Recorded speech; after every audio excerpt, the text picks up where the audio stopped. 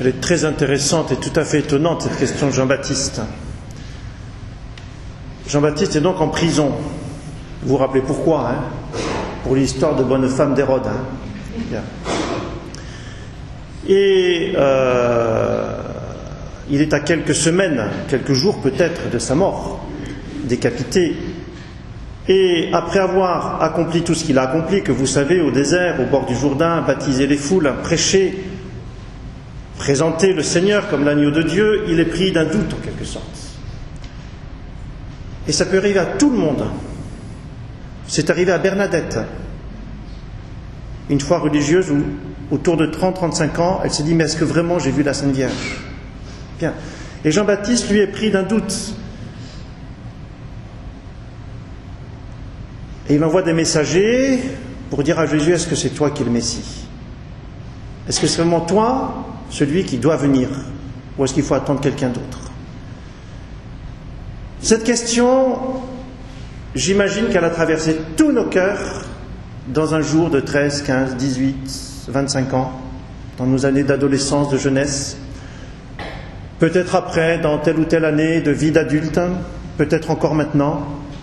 Qui est Jésus ? Est-ce que c'est vraiment lui, le Messie, ou est-ce qu'on fait complètement fausse route d'être là, chrétien, catholique, à la messe le dimanche ?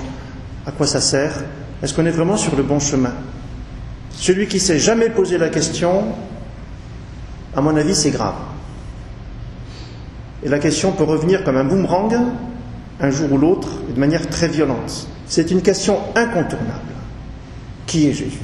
Est-ce qu'il est vraiment notre Messie, notre Sauveur ? Ou alors est-ce qu'il faut aller voir quelque part ailleurs ?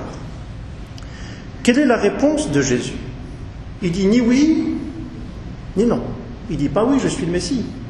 Qu'est-ce qu'il dit ? Il invite, et ça c'est très très intéressant pour l'accompagnement spirituel d'un prêtre pour ses fidèles, mais aussi entre nous, des grands-parents pour leurs enfants.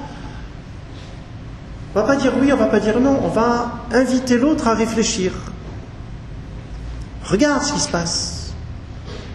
Depuis que j'ai commencé ma vie publique, les boiteux marchent, les aveugles voient, les sourds entendent, les muets parlent, les boiteux, enfin je l'ai dit, les boiteux déjà, les morts ressuscitent, les sourds entendent, les lépreux sont purifiés, et la bonne nouvelle est annoncée aux pauvres.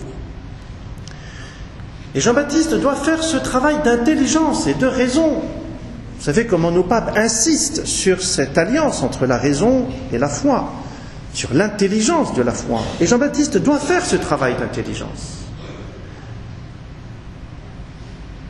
Pour faire le lien entre ce que Jésus vient de dire, cette constatation des merveilles que Jésus opère, et faire le lien avec les prophéties que nous venons de lire dans le prophète Isaïe, qui retraçait la même liste.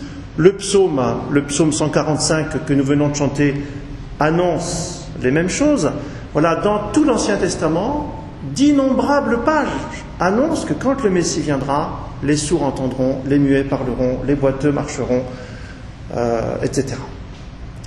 Et Jean-Baptiste est invité à faire ce lien d'intelligence entre les prophéties de sa Bible juive et puis ce que fait le Christ.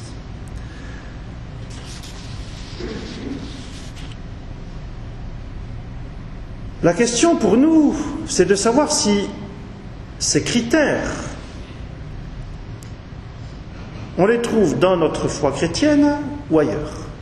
D'ailleurs, vous remarquez bien que Jésus ne donne pas comme critère messianique la puissance militaire, les belles maisons, les chars, le nombre des armées. Non. Les pauvres sont évangélisés, les boiteux marchent, les lépreux sont purifiés. L'amour des pauvres.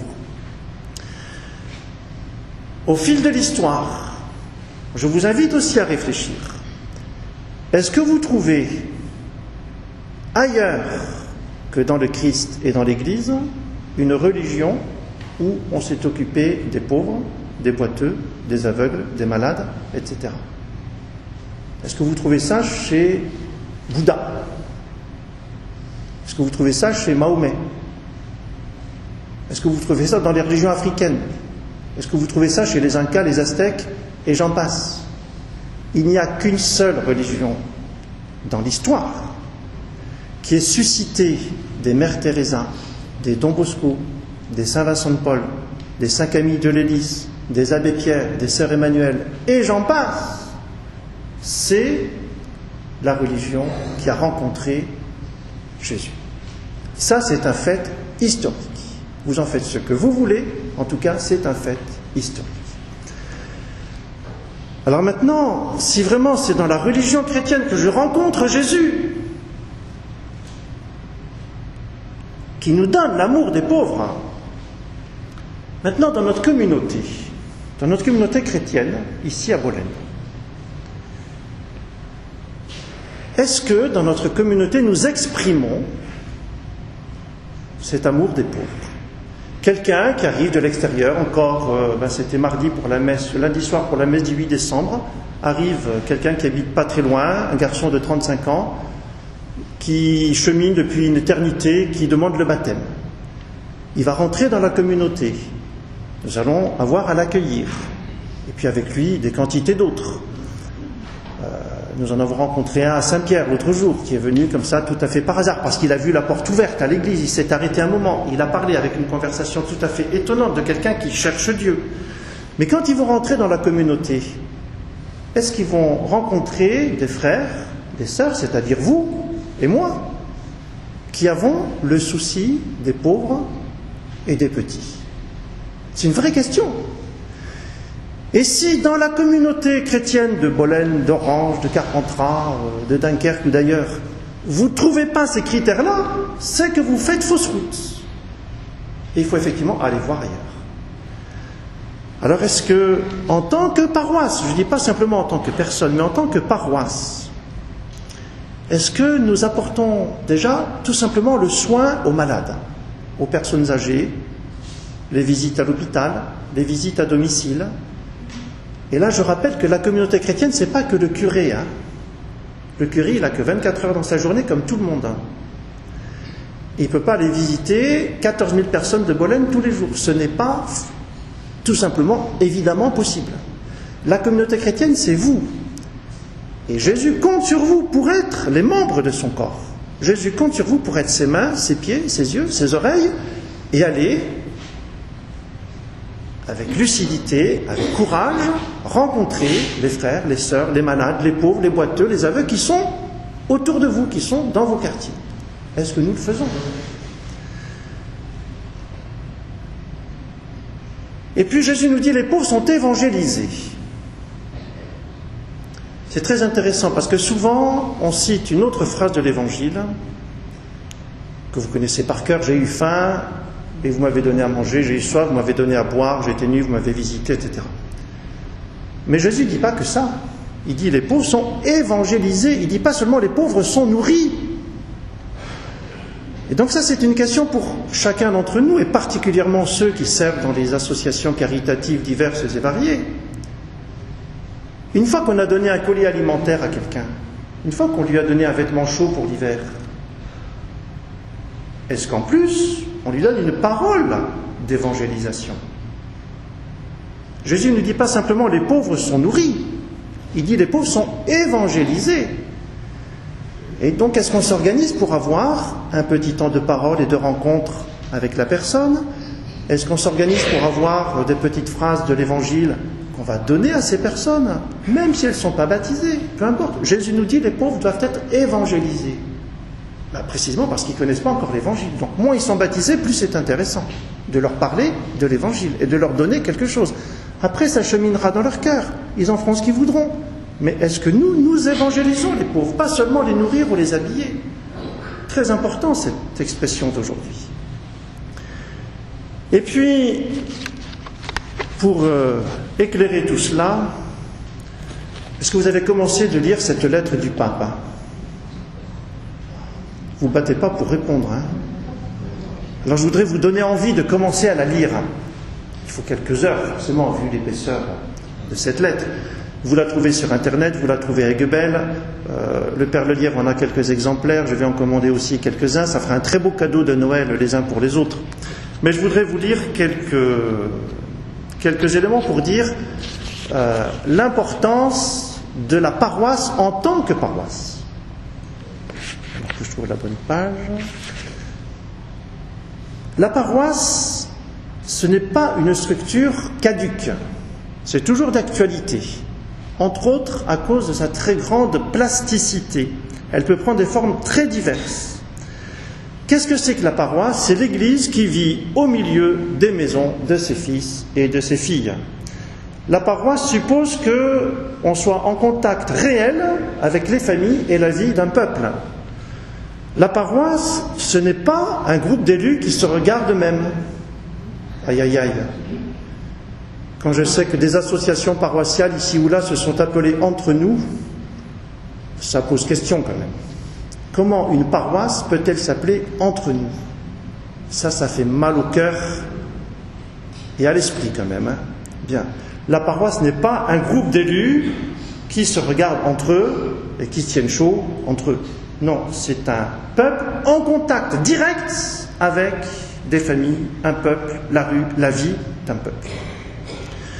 La paroisse est un sanctuaire où les assoiffés viennent boire pour continuer à marcher, et elle est le centre d'un envoi missionnaire constant. Je vous ai déjà envoyé dans les quartiers. J'ai pu vous fatiguer, rassurez-vous, je continuerai. Voilà. Parce que c'est ce que les papes nous disent les uns après les autres. Paul VI, dans Evangelii Nunciandi, Pie XII le dit, j'ai déjà, enfin tous les papes l'ont dit, Benoît XVI l'a dit, François le redit, la paroisse est le centre d'un envoi missionnaire constant. Voilà. Et dans cette mission, nous allons pas nous porter nous-mêmes, nous allons porter le Christ. Nous allons porter les merveilles du Christ. Nous allons soigner les malades et les pauvres, et nous allons permettre aux gens de rencontrer quelqu'un qui s'appelle Jésus. Et là, notre pape reprend une phrase de Benoît XVI, qui est très connue et très importante.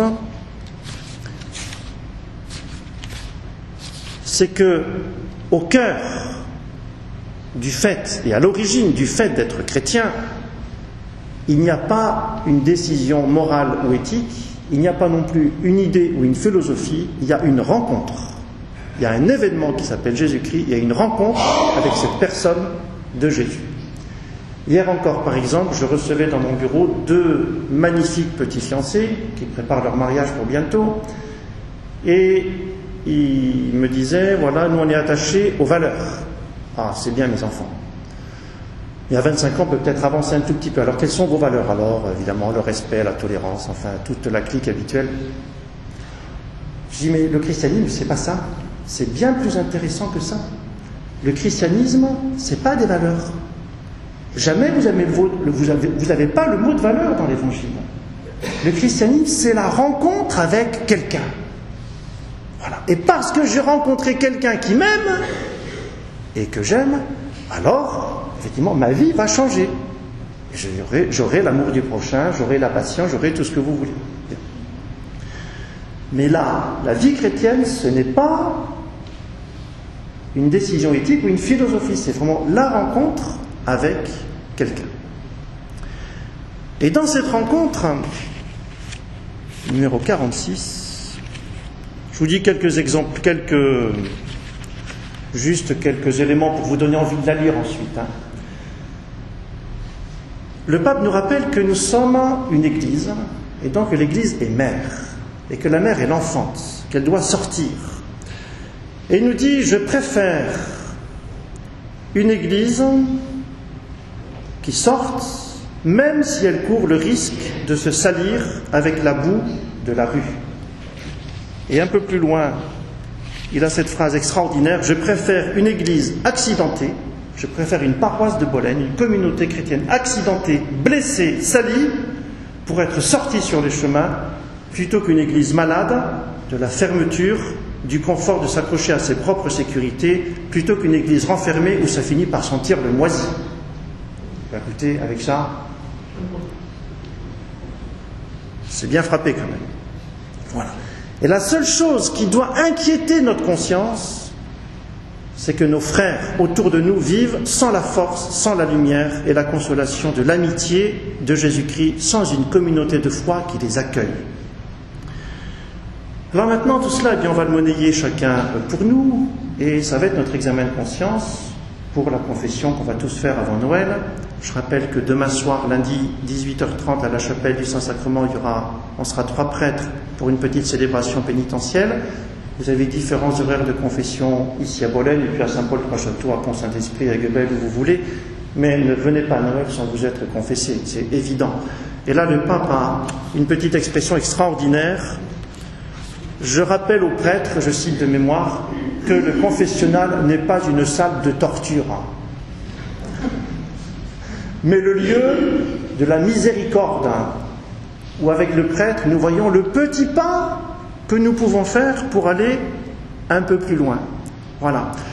Enfin, il y a des choses extraordinaires dans cette lettre, n'est-ce pas, qui nous rejoint très, très concrètement. Donc la question, c'est vraiment celle-ci. Nous disons à Jésus, es-tu celui qui doit venir? Est-ce que tu es le Messie? Alors j'imagine que si vous êtes là, vous avez déjà réfléchi à ça, vous avez déjà répondu, un jour d'adolescence ou de jeunesse, ou de conversion adulte, mais aujourd'hui nous nous posons la même question. Et quel est le signe du Messie? C'est le soin des pauvres, c'est l'amour des petits. Donc est-ce que dans notre communauté on rencontre cet amour des petits? Voilà. Et puis, je voudrais juste finir avec un petit baiser de tendresse du Seigneur dans la première lecture, avec une expression qui, j'espère, vous a fait bondir et qui vous a choqué dans la première lecture. Il n'y a rien qui vous a choqué dans la première lecture? Vous n'avez pas bien écouté? Dieu annonce qu'il va donner la vengeance. Voici votre Dieu, c'est la vengeance qui vient. Ça ne vous fait pas frémir, ça? C'est étonnant quand même. C'est bien dans la Bible. Voici votre Dieu, il vient pour la vengeance. C'est la revanche qui vient. Là, on n'est pas bien quand même. La ligne suivante, c'est quoi la vengeance de Dieu? Il vient lui-même pour vous sauver. Ben, écoutez-moi, une vengeance comme ça, j'en veux tous les jours. Voilà. La vengeance de Dieu contre Satan, qui nous a volés au paradis, qui nous a volés par le péché originel. Dieu va se venger, va prendre sa revanche contre Satan. Il va venir lui-même pour nous sauver. Et rectifier tous ces lépreux, tous ces sourds, tous ces muets, tous ces aveugles que nous sommes. Jésus vient me guérir. Une vengeance comme ça, vraiment, je la veux tous les jours. Alors Seigneur, je t'accueille comme mon Messie, je te reçois comme mon Sauveur, je te donne mon cœur et je te donne ma vie. Amen.